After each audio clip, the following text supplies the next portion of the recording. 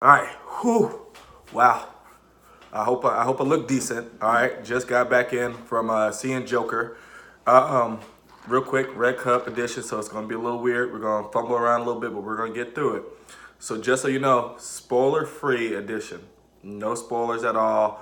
Not gonna say any details of anything that happened in the movie. Just gonna give my general thoughts about everything that I just witnessed and saw, and allow you as an audience to decide if you want to go see it and take your time to do such and such. Um, First of all, shout out to all my fellows at One Chance Mini Sounds. Bobby, good luck this weekend down in where are y'all going? Myrtle Beach. Good luck down there. Brandon, safe travels to wherever you're going. Rob, I always hope for your Redskins to lose. Travis, man, happy birthday again to you. Lord Court, man, keep doing what you're doing. Appreciate your contribution to the channel. And yeah, if I miss anybody, oh yeah, Wood, thanks for inviting me to play flag, but I hurt myself, so I can't play. So there's that. All right, now back to what we came here to talk about. Joker. Wow. Like, wow. Like, without spoiling the movie at all. So when I created this whole channel and this One Chance One Sound, which became One Chance Mini Sound, the reason for that was because I really wanted to focus it on being less about me as a person and being more about other people and gaining perspective. This movie right here, this shit right here, man, like they really flipped the script. Like you will come out that movie with a different mindset, even of how we look at villains or how we understand perspective as it pertains to hero stories and hero movies. Anybody who knows me knows I love The Dark Knight. Me and my one of my best friends, Chris, shout out to you for all you're doing with your fitness stuff. Knows that like we were always arguing about what's the best, The Dark Knight or The Dark Knight Rises, or my friend Steven and I talking about at Fanatic Perspective. Go check him out. Good content about UT football. Also got some Spurs and Dallas Cowboys stuff. Go check that out. But anyway, me and my friend Steven talking about like Endgame and all these other stuff, this Avenger stuff, these hero shots and this hero worship and these comic book characters, and you love it. And I can think to myself, I'm always thinking about how awesome the Marvel universe is. And what it's become from a film standpoint, but also really feeling like, damn, since The Dark Knight, we haven't really had a good like DC movie. I can say this without spoiling the movie. This movie, if anything else, is a fun ride where you really will find yourself feeling emotions, a plethora of emotions that like range from feeling humorous to feeling uncomfortable at times. Like some of the scenes in this movie like will make you feel uncomfortable. Like, and not from a blood, gore, saw type thing, but just it will make you feel uncomfortable because you'll feel bad or you'll feel like you don't understand what's going on, or you'll feel sympathy. You'll feel the problem is, without spoiling it, it's like you don't even know who you're feeling bad for. You just know that the situation is just so unique and so different. Um, Shout out to Joaquin Phoenix. I think we can start off on the acting level. Look, there are going to be people who love Heath Ledger's Joker, and there's nothing to take away from that. In fact, I've always said to myself, one of the tattoos that I eventually want to get, it's like a villain Mount Rushmore. And on that Mount Rushmore of villains would be like, Darth Vader and, the Joker would be two of those pillars, right? I don't even know, coming from this movie, would I want Heath Ledger's Joker depiction as that tattoo, or would I want something like Joaquin Phoenix? Because they're two very different things, but they're both awesome in their own respects. Man acted his ass off. Full disclosure, I didn't do too much research into the movie other than watching the trailers. I didn't really look at a whole bunch of like critic reviews. I saw some people that said, oh, it was some overacting, and some people who said there was a 7-minute ovation after the movie. And I will say that in my movie theater, there was an ovation after the movie ended. So take that as you may, whether it was good or bad, or maybe it was just the ending was good. who knows? You go watch it and you go figure it out for yourself and see if you stand up and decide to clap. However, Heath Ledger did his part in the Dark Knight series, but Joaquin Phoenix, without any backstory to a character, without any other like really defined character roles or anything like that, carried this movie. This was a really phenomenal like job, and I'm gonna clap it out to you. That was amazing, and you know, and I'm in the movie theater. Full disclosure, and you're trying to text and you're trying to keep up with what's going on in the modern world, and you know, you got your friends saying, you know, Bruce, don't say a word, you know, don't say anything about it, and you're struggling with that. But this movie is very powerful. I think this movie brings to light some big pillars that we talk about on the show often. You're talking about mental health awareness, talking about, you know, there's even some racial undertones to certain scenes that will happen and you'll see. And if you don't notice them, then it may not have been for you. But there were some things in there that you really get a sense of what's going on and the problems with society and these different things. And it really, again, challenges you to look at things from a different perspective other than your own. I will say that I'll give this movie a final grade at the end of this video. I'll try to remember to do it. Again, Red Cup edition, so I may forget. But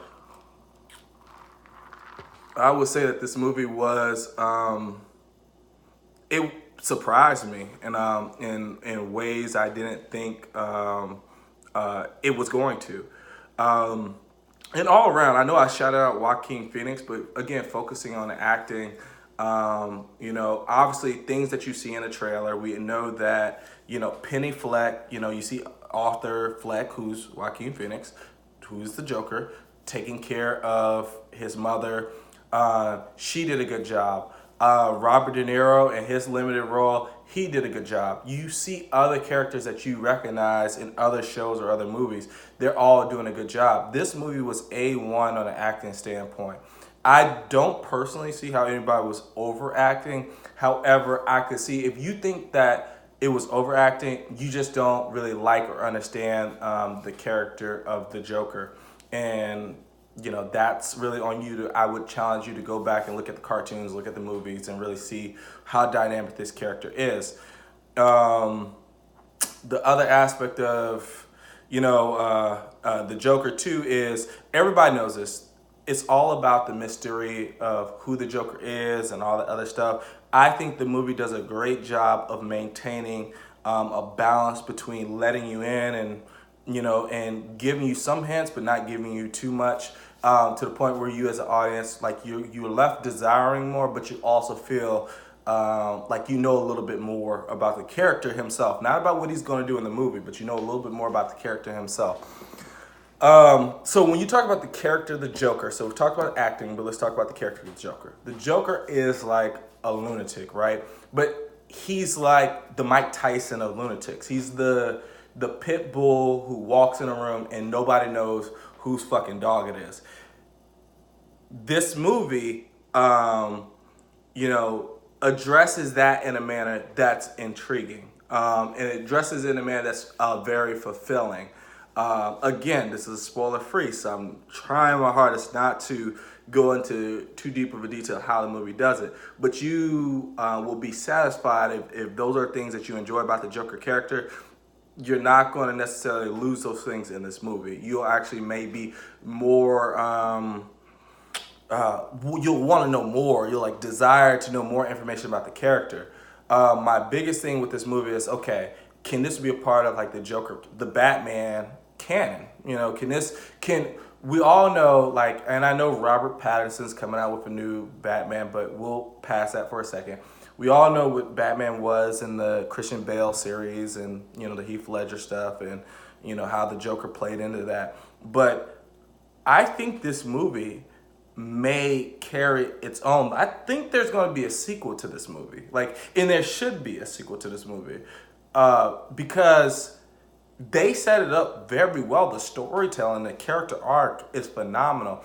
Me and Steven, again, fanatic perspective, me and him were talking and joking about this, about, you know, exactly the balance of, hey, whether you're going to go into the movie and the Joker, he's going to become the Joker really fast, or is he going to, or we're going to see it at the end of the movie.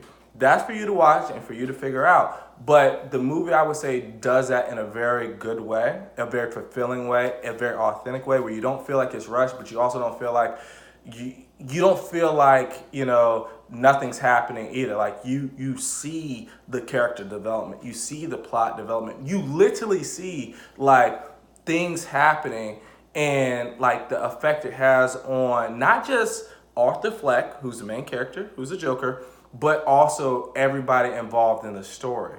Um, this is like, again, Red Cup edition, so I apologize, but this is again some high level, like early set dementia storytelling. And it was one of those things where you're really sitting in the movie and thinking you've seen it all. Like I'm a movie person. Like anybody who knows me knows I'm a movie person. I can quote movies. You can ask friends, you can ask exes. They know I love movies.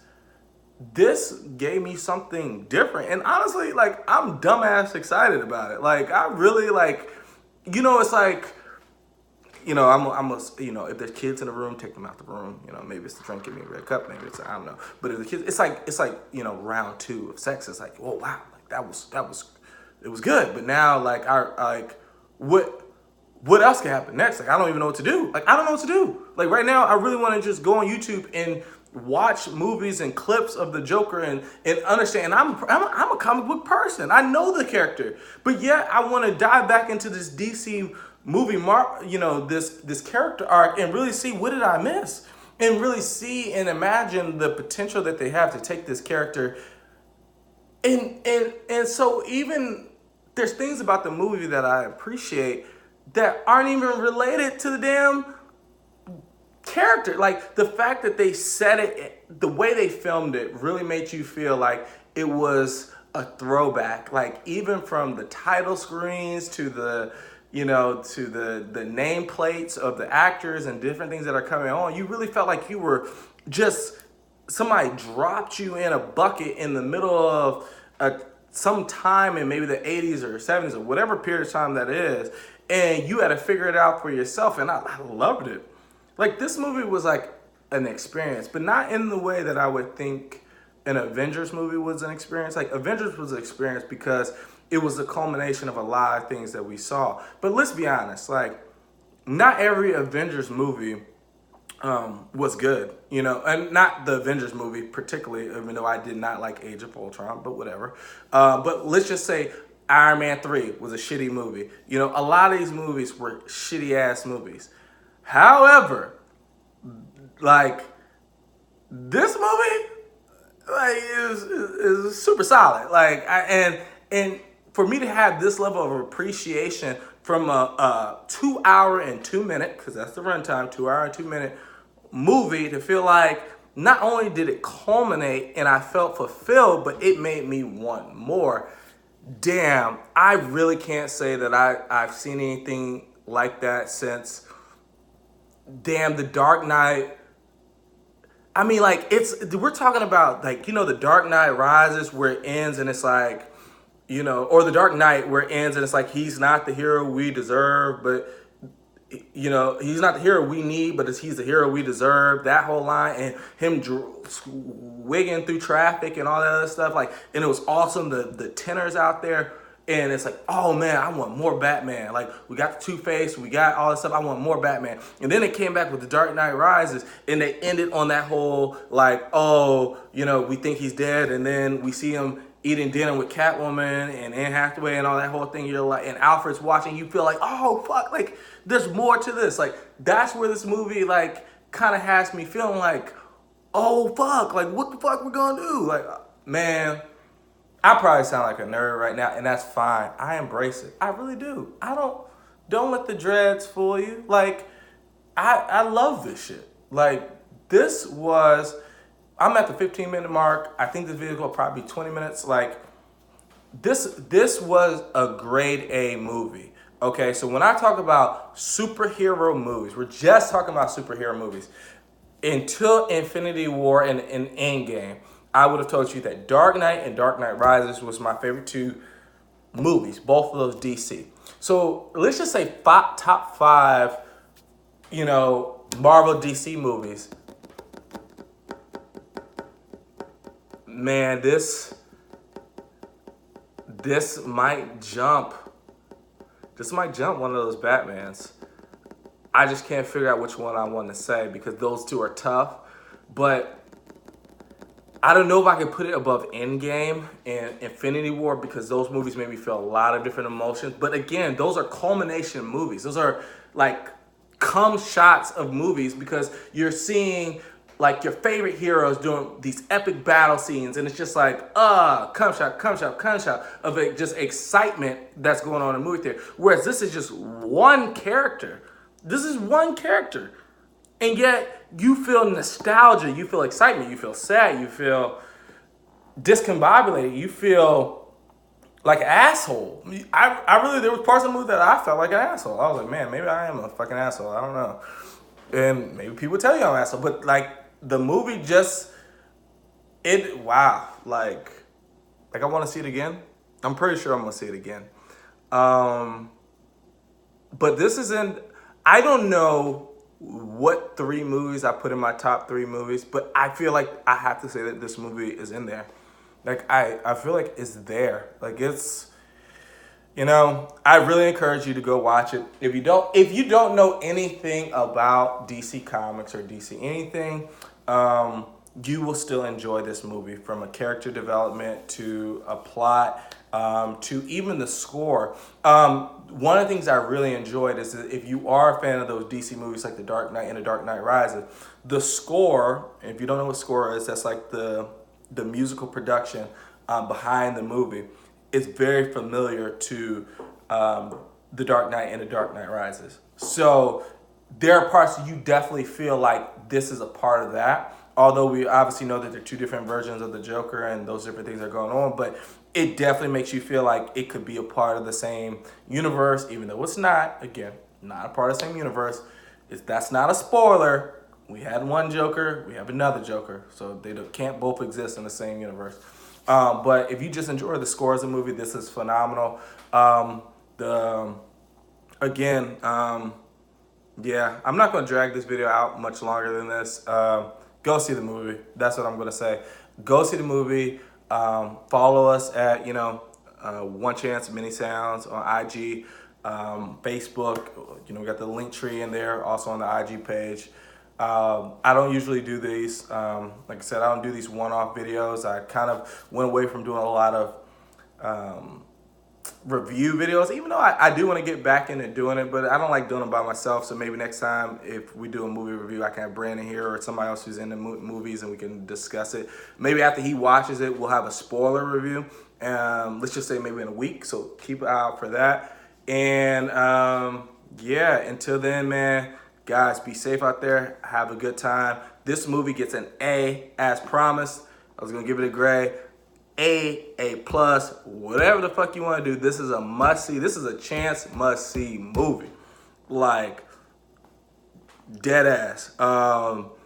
This is like one of those movies, like fellas or ladies, if you got a man who's not into comic book movies and who's a buzzkill and doesn't really like movies, don't take him to go see the shit. You go see the shit by yourself. Don't ruin the experience. Same thing for you fellas. Like, this ain't a date movie. This is not the movie you go to and try to be cutesy and like, oh, whatever the case is. Fuck that. At least not the first time. Be like, fuck that. I'm going to see this shit. I don't want you to take away. I don't want to answer questions. I don't want to do nothing. I just need to enjoy every part of this movie. Do that shit. Promise you won't be disappointed.